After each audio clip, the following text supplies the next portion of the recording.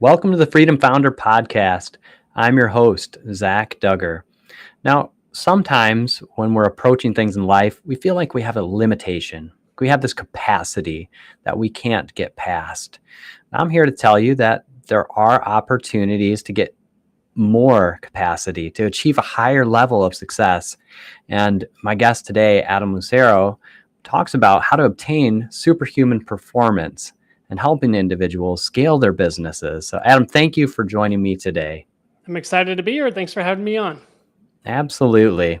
Now, this show, we talk a lot about getting into the entrepreneurial space and hmm the story and how that happened for you. So tell us a little bit about your story and how you got into the entrepreneurial space. Yeah, so it's one of those stories you pretty much only hear about on the news, but happened to me. So basically, long story short, I had accepted a sales job upon graduating Cal Poly San Luis Obispo, and I was looking for housing, and I was staying at my aunt's place, and she told me I had to be out of the house for about 8 hours. Didn't really know anyone in the area, so had to go kill some time by myself. Decided to go to a movie. Now, it's like a Wednesday, 2 p.m., not many people in there. I'm sitting there, the lights dim. I'm just watching the movie like, any normal person would be. But 10 minutes into the movie, I feel a hard hit to my throat. And my initial reaction was like, whoa, this person hit me hard. So I stood up and I was like, dude, what the hell? And then I felt another punch to my arm and chest. And so I turned around and pushed him. Now, as I pushed him, I felt a cut on my wrist and ear. And instantly it dawned on me, this guy stabbed me. He didn't punch me. So I started yelling, I've been stabbed. I've been stabbed. The lights turned on and he started running out of the theater. And I'm sitting there bleeding out. So this guy stabbed me in the throat with a chef knife, the ones that get bigger, closer to the handle of the blade. And it went halfway through my throat, punctured my lung, and went so deep in my arm, almost went out the other side. So I'm gushing out blood rapidly. I take off my shirt, wrap it around my neck, and I'm holding the blood in. And then I say about like minute passes, and these two older women come running up, and they're like, what should we do? So I tell them, just put pressure on my neck. So they start putting pressure on my neck. And then I hear someone say, should we call 911? I lose it. As I'm sitting there bleeding out on the floor, I yell back to him, yeah, you should call 911. If you don't call them in this situation, when would you? And I just remember I had so much rage in me in that moment. Anyways, paramedics come. They start asking me all these questions. What year is it? Who's president? What's your name? And I get it. They're making sure I'm conscious, aware. They have their reasons. But at the same time, I'm like, can you guys get to know me later? I feel like we have more pressing matters here, like all this blood coming out. So they're like, all right, let's get him up on the stretcher. They put me on there. And as they move me from like the floor to the stretcher, I feel all my wounds worse than the initial stabbing because I don't have the adrenaline in me anymore. And so they start taking me down all the stairs and rows of chairs. And it was the most excruciating pain I've ever endured.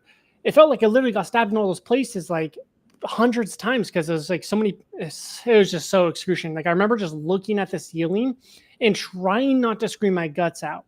We finally make it down to like the ambulance outside. And I remember thinking, okay, the paramedics got me. I can start to relax. And as soon as I get that thought, I feel a cold rush through my entire body, and it dawned on me. I lost a lot of blood. I could definitely die here. Because before I wasn't really thinking about that. I was too focused on surviving that I didn't really like dawn on me. I was like, I could die here. I didn't have time for that, right? Now, I see them come over with this oxygen mask, and I remember thinking, don't fall asleep. You're not supposed to fall asleep in this situation. They put it over me. I knock out within a second. So whatever it was is pretty hardcore drugs or whatever it was. So I wake up 7 days later from an induced coma, and I'm living off tubes. You unplug them, you unplug my life. And I was just in this state where I was completely weak and broken, like literally as weak and broken as you could possibly be. So for starters, my body and all my muscle had decayed. I'm used to be like 170 pounds, 8% body fat, like pretty jacked. Now I'm 130 pounds, like stick and bones, like nothing on me. And I could just feel my body was malnourished from lack of nutrients. Like I could just feel it so weak. It was really hard to describe.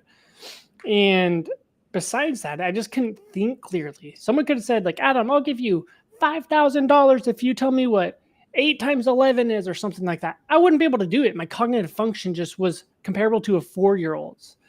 And when I was in this state, I just started questioning, do I still have what it takes to run a business, or is my potential destined to rot away with my ambitions? And I remember I just kept thinking about these questions. And the next day, the nurse was like, Adam, do you want to try getting up and using the bathroom? And I was like, yeah, let's do it. I'm ready to get my life back on track and start making moves in the right direction. Got to the edge of my bed, my legs didn't work. And I remember being so pissed off because I used to be a Division I track athlete. Now my legs don't work. So I was in this moment where I was like, you know what? I can sit here, blame the world, curse that, and say, you know what? My life's done for. And I have every right to. Like, if anyone has a right, like, what happened to me was pretty hardcore. But I realized that train of thought wasn't serving me towards the life I wanted. So I chose this other path. I said, you know what? I'm going to do whatever it takes to build myself up again, to become the man that can build the life that I want. And ultimately, I committed to that path. And when I committed to that, all these negative thoughts, all the doubt, all the fears no longer had space in my mind. It was just, okay, this is what I need to do. Let's figure out how to do it. But the issue I then faced was like, I struggled to do the things I know I needed to do, whether it was physical therapy, speech therapy, because I had nerve damage in my tongue, couldn't even speak properly, and all these other things. So I started learning, well, how does the human brain work? I discovered that 95% of our actions happen subconsciously. Thus, if you want to change your actions and consistently do the things you know you need to do, you need to link your subconscious to your conscious. Then I started doing everything I needed to do. But I was still in this predicament where I was like, okay, well, I am so low on energy that literally I'll have to nap in order to eat a meal. Like, I kid you not, I would eat half my meal, fall asleep, wake up. So I started learning, okay, what kind of foods and exercises boost our energy levels, our cognitive function, our mental alertness. And day by day, week by week, month by month, I dedicated myself to studying human performance, applying what I learned. And within 1 year, I ran a 4:59 mile. I was picking up great weight in the gym, and I was in a good place mentally. Fast forward 5 or 6 more years, and here I am now teaching entrepreneurs how to become the most powerful version of themselves so they grow their business. So yeah, it's just the classic go to the movies and get stabbed in the throat story, you know? Well, you're right. That is not a story I've heard before from anyone other than you. So, I mean, that's not the foundation that we hear a lot of in entrepreneurial. But you faced an adversity. You faced something that was extremely challenging, more challenging than most any of us ever face. And you had to choose to rise up and choose to move forward. And like you said, to study human performance and how you could then get your own self back in the shape and action that you would desire to have yourself in. But then you decided, it sounds like, that you took that information that you were learning and that you had applied to then be able to leverage that to help others. Now, in those early years, was that something you immediately jumped right into, or No, how did so I that always go? kind of knew I was going to be an entrepreneur. I Yeah. actually had accepted that job, the one I was up there looking for housing for. I did that for 2 to 3 months, was on track for a huge promotion, super quick, crushing it. It was as good of a job as you could Yeah. possibly get. Like, I'd be making multi six figures by the age of 21, working Huh. 30 hours a week. So like, but I just felt like it wasn't, something just felt inside of me, like my soul was being sucked out of me. Like, Mhm. I just realized I've never worked for someone else for longer than 3 months, can't do it. And so I actually had quit that job, started working with my brother on his marketing business, help him kind of grow that a little bit. Then after a year, I was like, I need to start my own business. But no, it Yeah. didn't really dawn on me right away. I was like, I have these skills and the knowledge, but figuring out how to bundle it and Mm. kind of was more of a Yeah. journey and a process. You know, I originally went into more of like fitness and created a fitness offer, and Yep. then realized it's like, hey, this isn't as fulfilling. Like, yeah, I can help people get the physique they want, but like, Yep. that's like external. What happened was, like, over the course of trying different programs, I started seeing when I focused a lot on helping people achieve more through like really linking their two minds together, becoming a high performer. The change that they have internal was so profound. Like they would literally tell me like, Adam, you transformed my life. I'm more confident than I ever have. But then the results of them becoming more powerful and operating from a more powerful place was they started crushing it. They started making 50,000 a month, 100,000 a month. Their businesses started flourishing. They started getting the physique they want. So I realized it's like, when you really focus on helping people achieve a better mindset, I hate using that term because when people hear mindset, they automatically tune out. But the reality is, it's like, it's really how you think that's going to dictate the level of results that you have in your life. This is why you see people like Elon Musk able to create multi-billion-dollar businesses on repeat. Tesla, SpaceX, Neuralink. It's because of how he thinks, how he perceives the world, and how he acts. And so I just started noticing all these changes and just getting the thank you messages and seeing people really transform, becoming more confident and more powerful, just like really lit me up. And so I was like, all right, I want to do more of this. And so I started focusing on more of this mindset program and then supplementing it with our superhuman performance, the nutrition, the fitness, because that's all a big aspect of it. It's like, look at those days when you wake up, you're tired, you have mental fog, you're not nearly as productive versus those days when you wake up when you're energized, you're thinking clearly, and you just simply feel fantastic. So it all kind of goes together. But yeah, my program essentially is just total human optimization, but with the main focus being the mindset. Okay. Yeah. Tell us some of those features then of your program and what you're focusing on, or even some of the examples of how you are helping people with their mindset and the other areas. Yeah, so pretty much it's really boiled down to 3 simple steps. So the first one is we have to link your 2 minds together so that when you tell yourself, tomorrow I'm going to get up and build this business, I'm going to do all this tough work I've been procrastinating on, then I'm going to hit the gym, you actually do it and you feel excited to do it as well. So to do this, we use our what we call our mind linking method. Again, subconscious mind makes 95% of all the decisions you make in your entire day, which is why you've likely had times where you zone out while you're driving, only to magically appear at your destination with no conscious recall of how you got there. You're like, how the hell? I don't even remember driving. Like, how'd I get here? It's because your subconscious mind took over. And again, this is why I'm willing to bet when you woke up this morning, you didn't think about which hand you're going to use to lift the sheets off your body, which foot you're going to land on first, or where you're going to step next. It happened automatically or subconsciously. So the key to really becoming a high performer is harnessing the power of your subconscious mind. So that's really phase 1 of our program, is getting you to a point where you feel excited and motivated to do the things you know you need to do, and then just getting yourself to a place where you become bulletproof to your circumstances. You know, lots of entrepreneurs, especially either they're aspiring or they're in the early stages of their entrepreneurship journey, they tell themselves things like, oh, I don't have time to do this, or I'm too tired to do this. But it's like, when you look at the highest performing entrepreneurs or these superhuman CEOs like Elon Musk, why is it that he runs 3 separate multi-billion-dollar businesses and still has time to go train and fight Mark Zuckerberg in a fight? Meanwhile, you're telling me you don't have time to go hit the gym? Oh, good one. You know, it's like we all have the same amount of time in our day, but it's how you're operating that's going to ultimately dictate how you use that time and what you can accomplish. So that's really phase 1, is just becoming that person internally that can achieve the goals you want. Step 2 is attaining superhuman performance. This is where we use things like nutrition, fitness, sleep to really change how your genes are expressed. I know people might be thinking, change how your genes are expressed? What are you talking about? I thought you just were born with genes and you're lucky, and you aren't. And in a sense, that's true. You can be born with genes that are better than others, but at the same time, it's the actions in the environment and the signals that we send our genes that ultimately turn on or off the genes, which affect our energy levels, our cognitive function, and so on.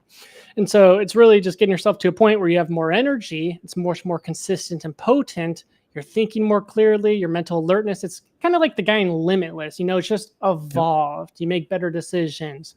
Then phase 3 is we have to get you to operate like a CEO, because the other trap I see a lot of aspiring entrepreneurs and early stage entrepreneurs fall into is like, they do so many different tasks. Like, oh, I worked 12 hours today, but the revenue didn't increase, didn't actually progress their business because they're working on tedious tasks like posting on their social media, creating thumbnails, graphics, doing all this tedious stuff where it's like, dude, you could just outsource that for like $3, $5, $10 an hour and have someone else do it so that you can focus on things that actually grow your revenue, focus on the marketing aspect, or focus on the program fulfillment so that your clients get good results and you can showcase that.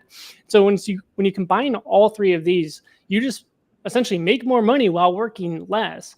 But again, it's just like crazy to see some of the transformations. Like, for example, we had this client, Ben, who was literally debating selling his business because for 9 months straight, he was procrastinating on all the things he needed to do to grow his business, creating Hmm. SOPs, hiring a team, delegating the task. And he got so frustrated. He's like, is this really worth it? He felt like he didn't have that excitement and passion. Within 5 weeks of working with us, he was feeling motivated to do all those tasks that he's been procrastinating on for months. And he just told me, he's like, Adam, I have never been more confident than I've ever been in my entire life, like right now, because if I tell myself I'm going to do something, I know it's going to get done. If there's a task that's going to drain me my energy and time, I'm operating like a CEO and I'm delegating that. Plus, I just simply feel better than I ever have. And so it's really just this change internally that leads to the external. And so his business valuation increased 450,000 in 9 months. He added a 200K additional profit. So it's like when you transform yourself from the inside, then your life transforms on the outside. Yeah, no, that's a great example of someone who was at the point at which they were thinking of selling their business, but then Mm-hmm. that process of working with you and your team to get to then be able to expand their business, to see that they were increasing in confidence, that they knew that they would get things done that they said they were going to get done. Mm-hmm. I mean, that's an impressive result right there. Mm-hmm.